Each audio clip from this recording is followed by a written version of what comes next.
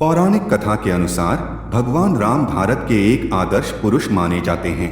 यही कारण है कि उनके जीवन चरित्र को विभिन्न भाषाओं में अलग अलग काल में लिखा गया। कहा भी जाता है भगवान राम के जीवन चरित्र पर पहला महाकाव्य महर्षि वाल्मीकि द्वारा लिखा गया रामायण है। परंतु क्या यह एकमात्र रामायण है? इतिहासकारों के अनुसार विश्व में लगभग 300 से अधिक रामायण के प्रकार उपलब्ध है, जिनमें से कुछ ज्यादा प्रचलित है।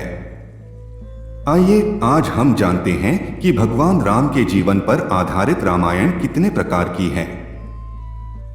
रामायण की कथा सदियों से प्रचलित रही है। भगवान शंकर अपनी अर्धांगिनी आदि शक्ति माता पार्वती को बार बार राम कथा सुनाया करते थे।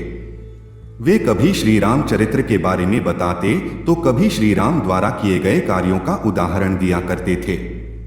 बाद में महर्षि वाल्मीकि ने रामायण की रचना की, जो कि भगवान श्री राम के समकालीन थे।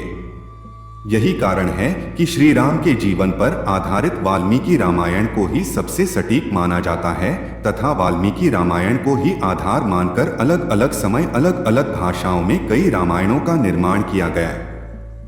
रामायण की रचना का प्रारंभ महर्षि वाल्मीकि से होता है तथा इसे आधार मानकर बाद के वर्षों में कई रामायण लिखी गई।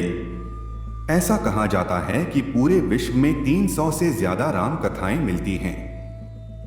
आइए जानते हैं कि रामायण कितने प्रकार की है और उनमें से सबसे प्रचलित 5 रामायण। नंबर 1, वाल्मीकि रामायण। वाल्मीकि रामायण को विश्व का पहला काव्य माना जाता है तथा इसकी रचना महर्षि वाल्मीकि ने त्रेता युग में की थी। इसके बारे में कथा है कि एक बार देवर्षि नारद से वाल्मीकि जी ने प्रश्न किया था कि संसार में ऐसे कौन है जो गुणवान, वीर्यवान, धर्मज्ञ पुरुष हैं, जिन्हें आचार विचार एवं पराक्रम में आदर्श माना जा सकता है। इस प्रश्न के उत्तर में नारद जी ने भगवान श्री राम को गुणवान और आदर्श पुरुष बताया।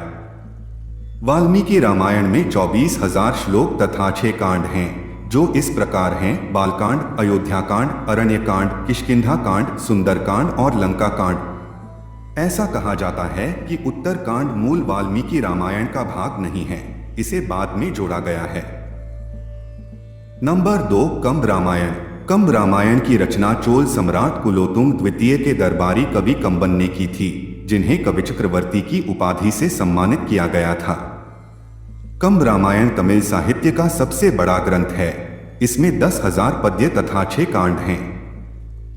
यह रामायण श्री राम के राज्याभिषेक पर समाप्त हो जाती है तथा इसे रामावताराम भी कहते हैं।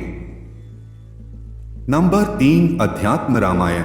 अध्यात्म रामायण को भगवान शंकर ने माता पार्वती को सुनाया था, जिसे एक कौवे ने भी सुना था। इस पक्षी का पुनर्जन्म काकभुशुंडी के रूप में हुआ था। बाद में काकभुशुंडी ने यह कथा गरुड़ जी को सुनाई थी। अध्यात्म रामायण को ही विश्व की सर्वप्रथम रामायण माना जाता है, जिसमें 4,200 श्लोक हैं। नंबर 4, आनंद रामायण। इसमें चौथी रामायण है आनंद रामायण। वाल्मीकि रामायण की भांति ही आनंद रामायण की रचना भी महर्षि वाल्मीकि जी ने ही की थी। इस रामायण में 9 कांड और 12,242 श्लोक हैं। नंबर 5, श्री रामचरितमानस। श्री रामचरितमानस की रचना गोस्वामी तुलसीदास जी ने 15वीं शताब्दी में अवधी भाषा में की थी।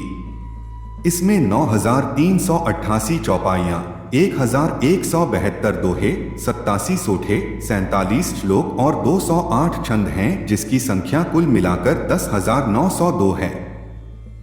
पूरे भारत में वाल्मीकि रामायण के बाद में इसी का स्थान आता है तथा इसे घर घर में पूजा जाता है।